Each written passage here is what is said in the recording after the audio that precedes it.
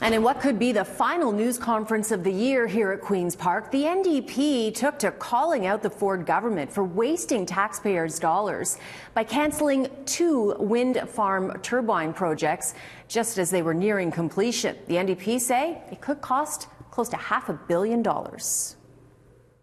Doug Ford needs to come clean about how much his destruction of wind farms is costing the people of Ontario. First, the government started the teardown of the White Pines wind farm project in Prince Edward County. Then, earlier this month, it announced it was scrubbing the Nation Rise wind farm near Ottawa, which has now launched a court challenge against the decision. If you look at the Ford record so far, $231 million for White Pines and cancellation of a number of other renewable energy projects. You add on another $200 million plus. We're starting to get in the range of $500 million.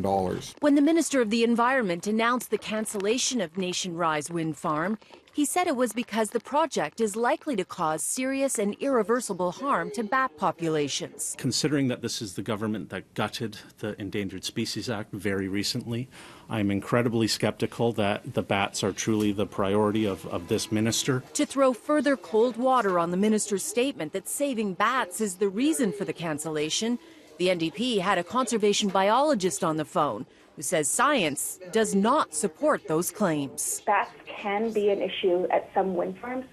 They absolutely can be. And some companies are not proactive and they're not doing the right thing, but this company did. And it's very unfortunate that this company and this site is being penalized for doing the right thing. Some of the comments that the minister made in his letter were that there were areas of significant habitat that were ignored. Well, in fact, those areas were treated as significant by the company, even though there were no bats there. The Ford government has been taking a lot of criticism for its stance on energy and climate change. This month's scathing Auditor General's report found the PC's plan was not based on sound evidence. Adding to critics' claims the government is not taking the environment seriously, the Energy Minister quoted a climate denial website to justify cancelling wind turbines and waited days before acknowledging climate change was man-made. I believe in climate change, and I believe it's as a consequence of human activity. Thank you for this. But why wouldn't you just say, I'm sorry, I made a mistake, Minister? Come on, why are you leaving? It relates back entirely to a premier who doesn't think we need to act on the climate crisis, hates renewable energy, and is engaged in a war on the environment.